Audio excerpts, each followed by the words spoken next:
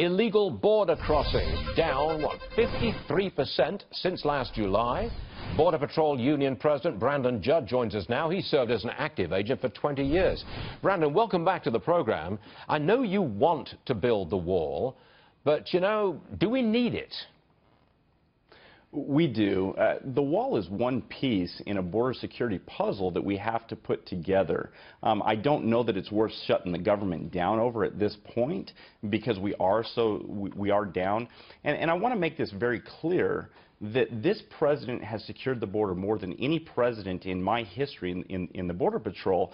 And so we have to look at that and say, what he's doing is working, the rhetoric is working, now we have to follow through on the pieces of the puzzle that are going to ensure that we continue that success into the future. You could make the case that it's going to cost many, many billions of dollars to actually build a full-scale wall.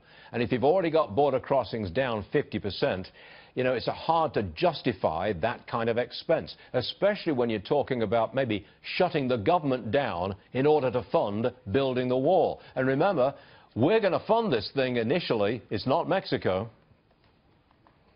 Well, if you look at people like Senator Cruz, and you have to love what he's done, he's proposed a way that we can, in fact, use funds from illicit traffic from Mexico to pay for this wall. But we also have to project to the future. We have to look that in May, the numbers were down by 70%. In June, the numbers were down by 60%. And now in July, the numbers are down by 50%. So they continue to go up.